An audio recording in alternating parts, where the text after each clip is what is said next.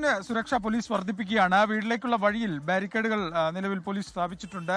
2 layer ബാരിക്കേഡുകളാണ് സ്ഥാപിച്ചത്. ഇപ്പോൾ കയറിട്ട ബാരിക്കേഡുകൾ മുറുക്കുകയാണ്. ഏത് തരത്തിലുള്ള പ്രതിഷേധം വന്നാലും ഒരു തരത്തിലും പ്രതിഷേധക്കാർക്ക് വീടിനുള്ളിലേക്ക് കയറാൻ പറ്റാത്ത തരത്തിൽ വലിയ ക്രമീകരണമാണ് പോലീസ് ഇവിടെ നിലവിൽ നടത്തുന്നത്. രാവിലെ ഇവിടെ ഒരു പെട്രോളിംഗ് വാഹനം മാത്രമാണ് പോലീസിനുണ്ടായിരുന്നെങ്കിൽ ഇപ്പോൾ കൂടുതൽ ഉദ്യോഗസ്ഥർ ഇവിടെ എത്തിയിട്ടുണ്ട്. പോലീസുകാർ ഇങ്ങോട്ട് നിയോഗിച്ചിട്ടുണ്ട്. കുറച്ചു കഴിഞ്ഞാൽ സമരമൊക്കെ ഉണ്ടാവുകയാണെങ്കിൽ പോലീസിന്റെ സ്ട്രൈക്കിംഗ് ടീം ഉൾപ്പെടെ ഇങ്ങോട്ടേക്ക് വരുമെന്നാണ് മനസ്സിലാക്കുന്നത്. രാഹുൽ മാങ്കൂട്ടത്തിൽ നിലവിൽ ഈ ഗർഭചിത്ര കേസുമായി ബന്ധപ്പെട്ട പ്രതിയാണെങ്കിൽ പോലും MLA ആണ്. അതുകൊണ്ട് തന്നെ സ്വാഭാവികമായും വീടിനൊരു സുരക്ഷ പോലീസ് നിലവിൽ നൽകിക്കൊണ്ടിരിക്കുകയാണ്. ഇതുവരെ അങ്ങനെ പ്രത്യേകിച്ച് ആരും വീട്ടിലേക്കൊരു നേരിട്ടൊരു പ്രതിഷേധ പരിപാടിയെക്കുറിച്ച് അറിയിച്ചിട്ടില്ല. പക്ഷേ എങ്കിൽ പോലും ഇത്തരമൊരു കേസായതിനാൽ ഇതിന്റെ സെൻസിറ്റിവിറ്റി പരിഗണിച്ചുകൊണ്ടാണ് പോലീസ് ഇത്തരത്തിൽ ഒരു സുരക്ഷ ഒരുക്കുന്നത്.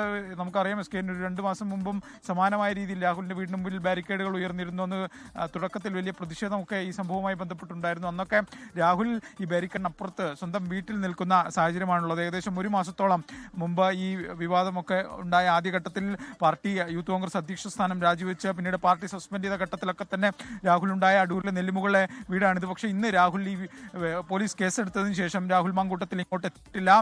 രാഹുൽ എവിടെയാണെന്ന് ആർക്കും അറിയാത്തൊരു സാഹചര്യമാണ്. മുമ്പ് രാഹുൽ വനവാസം ഈ വീട്ടിലായിരുന്നെങ്കിൽ ഇന്ന് രാഹുൽ എവിടെയെന്ന് ആർക്കും അറിയാത്ത സാഹചര്യമാണ്.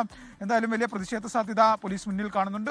അതുമായി ബന്ധപ്പെട്ട ക്രമീകരണമാണ് നിലവിൽ വീട്ടിൽ ഒരുക്കിയിരിക്കുന്നത്. വലിയ പോലീസ് ബന്ദോബസ്തിലാണ് ഇപ്പോൾ രാഹുലിന്റെ വീട്.